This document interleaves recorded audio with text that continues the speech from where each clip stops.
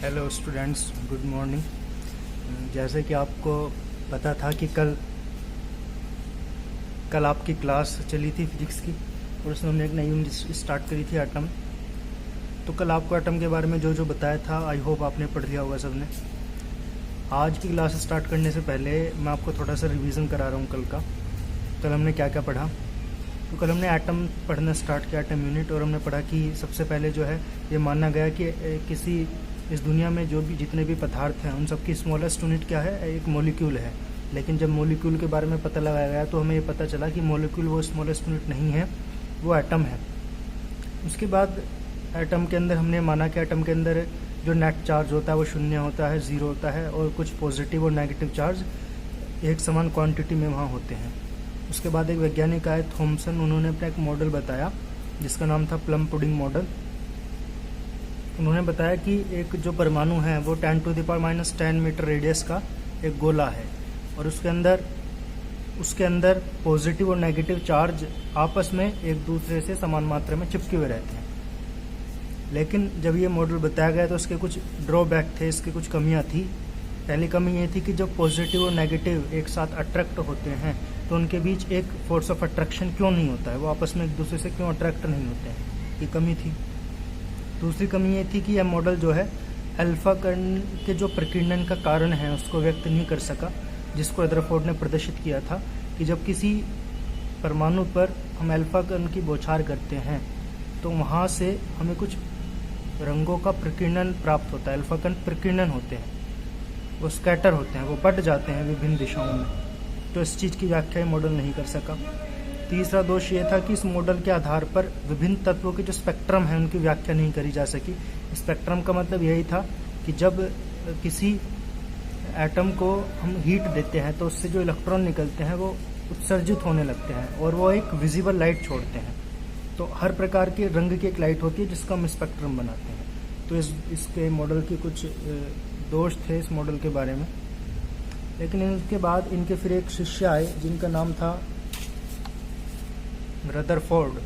उन्होंने इस मॉडल में थोड़ा मॉडिफाई किया और उन्होंने कुछ नए तरीके से एक मॉडल बताया।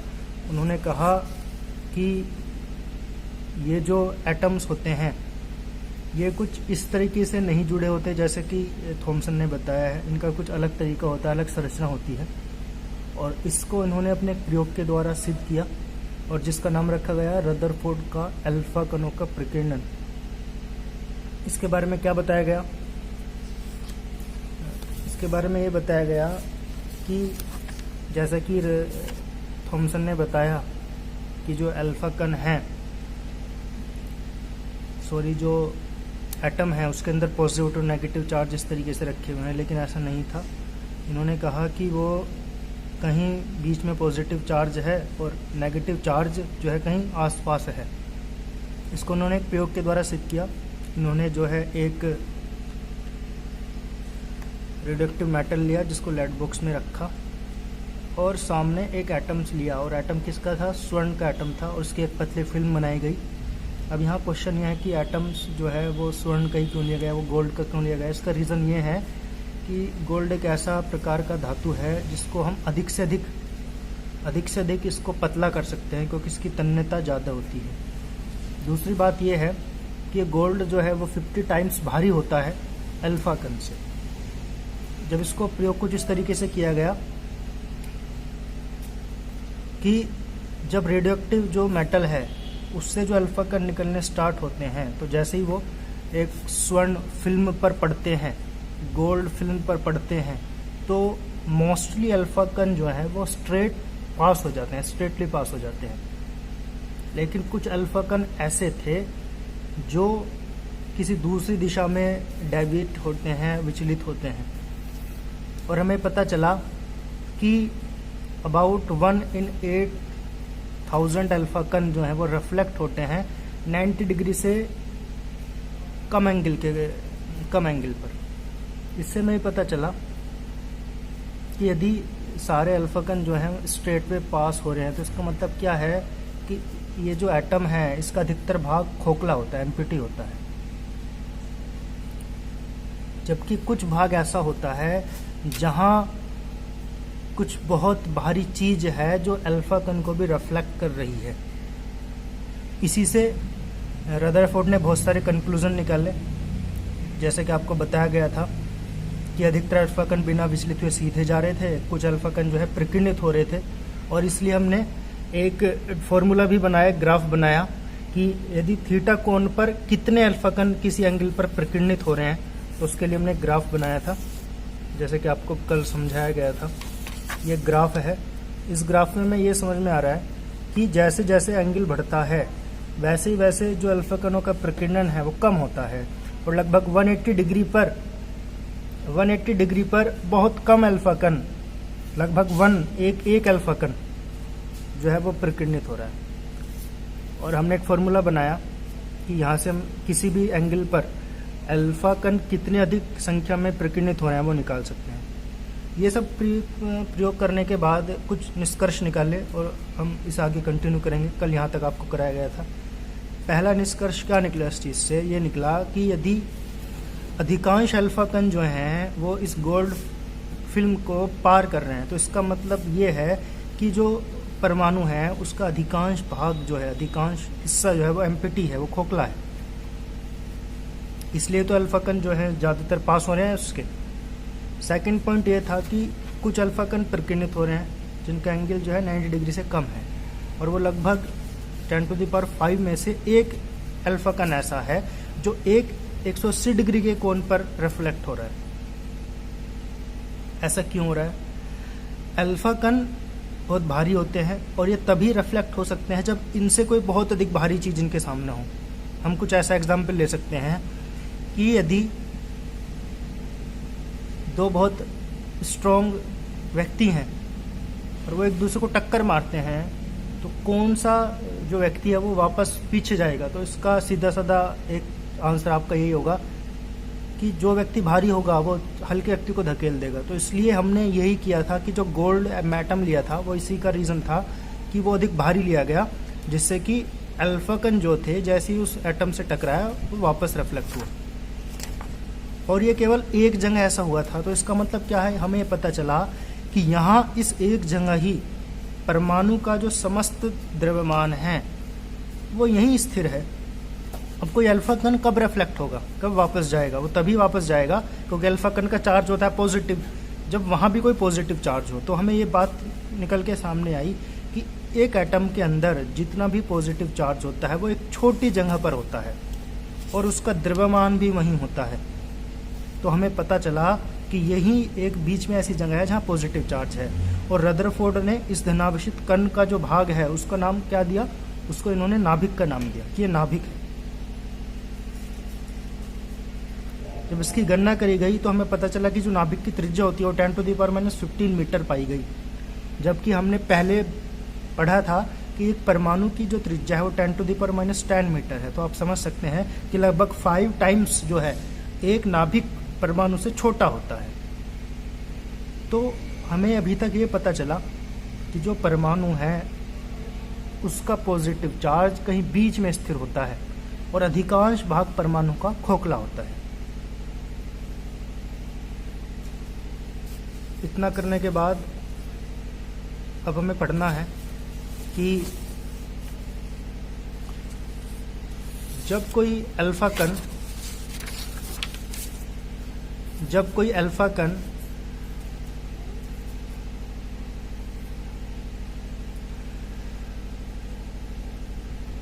एटम के नज़दीक जाता है तो कितना नज़दीक जा सकता है? तो इसका नेक्स्ट टॉपिक हम पढ़ेंगे समीपतम पहुंच की दूरी। इसको बोलते हैं डिस्टेंस ऑफ क्लोजेस्ट अप्रोच। क्या दूरी है?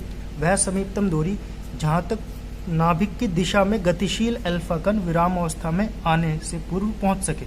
मतलब ये जो अल्फा कण यहाँ से जा रहा है इसके पास अपना एक वेलोसिटी है, एक काइनेटिक एनर्जी है। ये अल्फा कण जहां तक जा सकता है तो कहीं जाके रुकेगा, रुकने के बाद फिर वापस आएगा। तो जहां तक ये जाएगा और उस एटम से जो नज़दीक दूरी है उसी को क्या बोला गया? Distance of closest approach. और इसके हमने फॉर्मूला भी बनाया। कैसे फॉर्मूला बनाया? हमें पता है कि कोई भी जो अल्फा कण है उसकी एक काइनेटिक एनर्जी होती है काइनेटिक एनर्जी का फॉर्मूला आपको पता है कितना है, 1/2mv², क्योंकि हर एटम के पास अपनी एक काइनेटिक एनर्जी है। अब ये काइनेटिक एनर्जी जो है जैसे ही इस एटॉमिक न्यूक्लियस के पास में आती है, क्या होता है, ये अल्फा कण यहां तक जाता है और यहां से जाने के बाद वापस जा रहा है, तो इसकी जो काइनेटिक एनर्जी है वो एनर्जी यहां जाने के बाद स्टैटिक एनर्जी यानी स्थितिज ऊर्जा में परिवर्तित हो जाती है। तो हम ये बोल सकते हैं कि जो इसकी काइनेटिक एनर्जी है वो स्टैटिक एनर्जी स्थितिज ऊर्जा के बराबर है। स्थितिज ऊर्जा का फॉर्मूला आपने पढ़ा हुआ है, क्या फॉर्मूला होगा, 1/4πε0 Q1 Q2/r², Q1 Q2/r। अब यहाँ से हमें एक बात पता चलेगी कि ये जो अल्फा कण है इसका जो आवेश होता है, इसका जो चार्ज होता है वो लगभग 2e होता है, और यहाँ जो न्यूक्लियस रखा हुआ है उसके चार्ज को हमने मान लिया वो Ze है, और बीच की जो उनकी दूरी है वो कितनी है, वो r0 है। अब आपको बताया कि ये जो काइनेटिक एनर्जी है इस अल्फा कण की, जब ये यहाँ तक जाती है तो यहाँ रुकने के बाद कुछ विराम अवस्था में होता है ये अल्फा कण, और फिर इसकी एनर्जी यहाँ जाने के बाद स्टैटिक एनर्जी में परिवर्तित हो जाती है। तो हम ये बोल सकते हैं कि जो काइनेटिक एनर्जी है वो ही क्या हो रही है, इंटरचेंज हो रही है स्टैटिक एनर्जी में। तो हम दोनों को बराबर रख सकते हैं, तो के बराबर किसको हो जाएगा, यू के। अब यहाँ से एक फॉर्मूला हम बना सकते हैं, 1/2mv² बराबर किसके हो जाएगा, 1/4πε0 2e इंटू Ze/r0।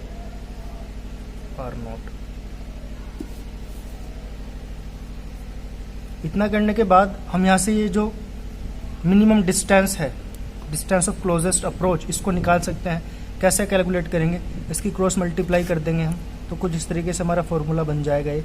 जब इसकी मल्टीप्लाई यहाँ करेंगे तो क्या हो जाएगा, mv² 4πε0 इंटू r0 बराबर, इसकी मल्टीप्लाई यहाँ करी जाएगी तो कितना हो जाएगा, 2 into 2e into Ze। r0 निकल के कितना आएगा यहाँ से,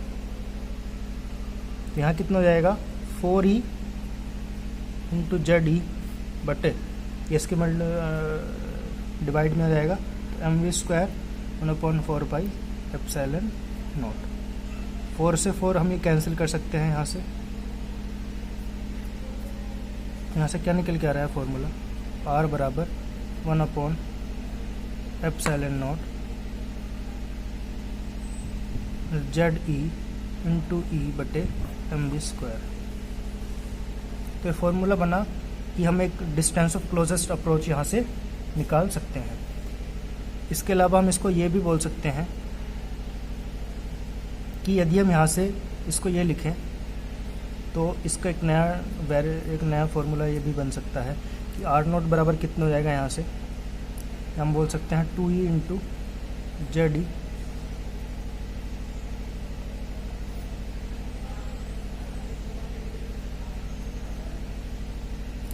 ε0, और इसको हम बोल सकते हैं क्या, 1/2mv²। इसको ये लिखे 1/2mv², कितना आएगा, तो ये फॉर्मूला कुछ इस तरीके से बन जाएगा, r0 बराबर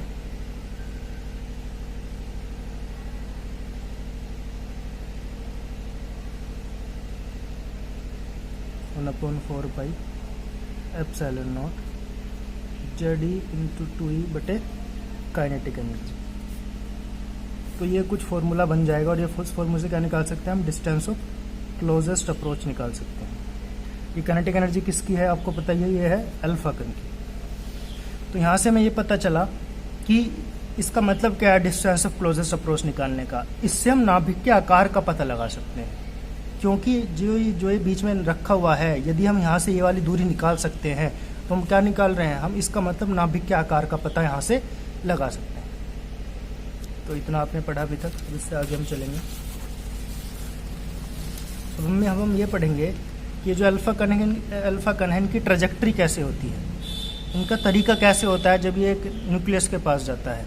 तो कुछ इस तरीके से हमने पढ़ा कि ये एक नाभिक है, यहाँ हमने सपोज करा कि एक पहला अल्फा कण है हमारा, ये पहला अल्फा कण है, ये सेकंड है, ये थर्ड है, ये फोर्थ, ये फिफ्थ और ये 6 है। उसी प्रकार नीचे अल्फा कण है। तो हमने पहले अल्फा कण के यदि हम बात करें तो पहला अल्फा कण कुछ इस तरीके से गया होगा और सीधा निकला होगा। ये सीधा क्यों निकला होगा? क्योंकि ये इस न्यूक्लियस से काफ़ी दूरी पर है, इसकी न्यूक्लियस से दूरी काफ़ी ज़्यादा है। इसका मतलब ये है कि जब इसकी न्यूक्लियस से दूरी काफ़ी ज़्यादा है तो इस पर जो फोर्स ऑफ अट्रैक्शन है वो कम लगेगा, तो इसलिए कम डेविएट होगा और ये सीधा निकल जाएगा। जब हम दूसरे कण की बात करें तो जो दूसरा कण यहाँ से चलेगा, इसकी जो दूरी है न्यूक्लियस से वो पहले के मुकाबले कम है, तो इस पर कुछ फोर्स लगेगा और ये थोड़ा डेविएट हो जाएगा अपनी दूरी से। तीसरे की बात करें तो तीसरे की दूरी और कम है तो वो और अधिक डेविएट होगा। चौथे की दूरी और अधिक कम है तो और अधिक डेविएट होगा। पांचवे की दूरी और कम है तो वो और अधिक डेविएट होगा। लेकिन जब हम छठे की बात करते हैं तो छठे की जो दूरी है, छठा अल्फा कण जो है उसकी दूरी बहुत कम है, तो उस पर सबसे ज्यादा फोर्स ऑफ अट्रैक्शन लगेगा और इसी वजह से ये अल्फा कण वापस 180 डिग्री के एंगल पर डेविएट हो जाएगा। तो एक अल्फा कण वापस सीधे जा रहा है। अब यहाँ से एक पॉइंट आपको समझना है, हम ये समझ सकते हैं, एक यहाँ कंसेप्ट है जिसको बोलते हैं इम्पैक्ट पैरामीटर। इम्पैक्ट पैरामीटर क्या है? कोई भी अल्फा कण जो है उस न्यूक्लियस से जितनी दूरी पर एक फोर्स फील करता है उसको क्या बोलते हैं? Impact parameter.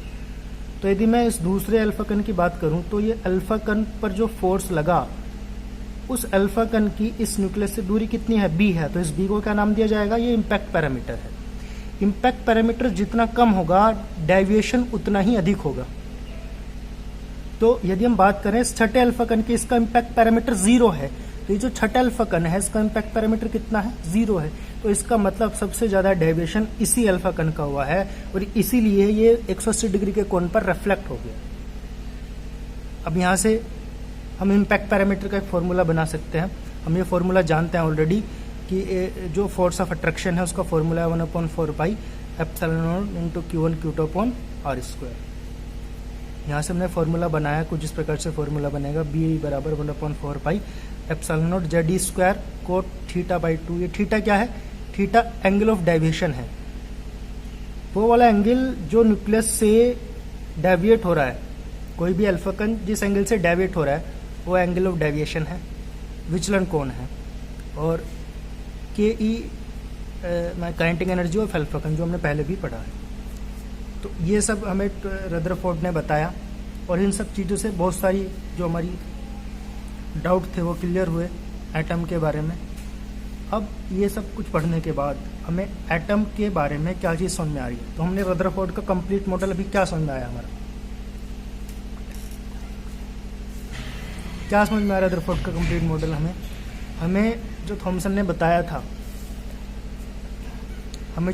बताया था कि जो अल्फा जो हमारा एटम है वो 10⁻⁻10 मीटर रेडियस का एक गोला है और उसके अंदर पॉजिटिव और नेगेटिव चार्ज चिपके हुए हैं।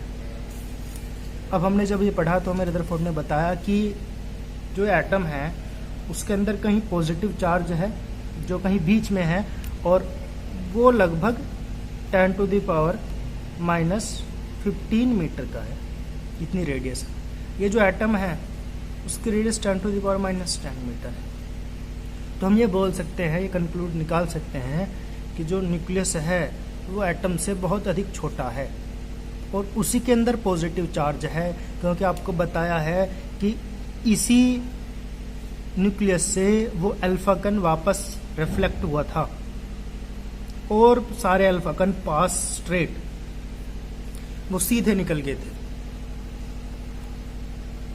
इसके बाद हमें जब ये पता चल गया कि पॉजिटिव चार्ज कहीं बीच में है तो नेगेटिव चार्ज कहाँ है? तो नेगेटिव चार्ज कहाँ है, तो इसके बारे में रदरफोर्ड ने कुछ सोचा और उन्होंने बताया कि उन्होंने एक सोलर सिस्टम जो है उसका सहारा लिया और उन्होंने बताया कि जैसे हमारा सन है तो सन एक पॉजिटिव चार्ज है और उसके चारों तरफ और जो सैटेलाइट है वो चक्कर काट रहे हैं। तो सैटेलाइट कौन है? हमारे इलेक्ट्रॉन है। तो इलेक्ट्रॉन उस न्यूक्लियस के ऑर्बिट के चारों तरफ चक्कर काटते हैं। अब एक सोचने वाली बात यह है कि यदि पॉजिटिव है और इलेक्ट्रॉन उसके बाहर चक्कर काट रहा है तो इन दोनों के बीच फोर्स ऑफ अट्रैक्शन क्यों नहीं लगता है? इसका आंसर आपको सोलर सिस्टम से ही मिलेगा। सन है और हमारा कोई सैटेलाइट है, सन है और हमारी अर्थ है, उनके बीच में भी एक अट्रैक्शन फोर्स होता है, लेकिन फिर भी वो एक दूसरे के पास नहीं आते हैं, एक दूसरे से डिस्टेंस बना के रखते हैं। ऐसा क्यों होता है? कोई भी कण यदि एक वेलोसिटी के साथ किसी कण के चारों तरफ चक्कर काट रहा है और दोनों का चार्ज अपोजिट है, तो उनके बीच फोर्स ऑफ अट्रैक्शन नहीं लगेगा। क्यों? क्योंकि ये जो बीच वाला कण है ये एक फोर्स लगाता है जिसको बोलते हैं हम सेंट्रीपिटल फोर्स।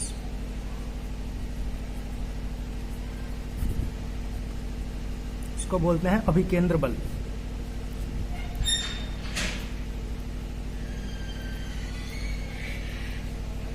तो इस अभिकेंद्र बल के कारण, क्योंकि इसके पास इलेक्ट्रॉन के पास अपनी एक वेलोसिटी है, तो इलेक्ट्रॉन जब इस पॉजिटिव चार्ज के चारों तरफ एक वेलोसिटी से चक्कर काटता है तो क्या होता है? ये इलेक्ट्रॉन ऐसे जाने की कोशिश करता है, सीधा जाने की कोशिश करता है क्योंकि इसके पास अपनी एक वेलोसिटी है, लेकिन ये पॉजिटिव चार्ज इसको सीधा नहीं जाने देता और इसको कुछ इस तरीके से मोड़ देता है। इस तरीके से ये इलेक्ट्रॉन इसके चारों तरफ कंटिन्यू लगातार चक्कर काटता रहता है, और यही हमारा सोलर सिस्टम है। तो अब आई होप आपको ये जो सब चीज़ समझाई है, काफ़ी इजी तरीके से आपको बताया, सारे एनसीईआरटी का मटेरियल है, आपको बहुत अच्छे से समझ में आया होगा।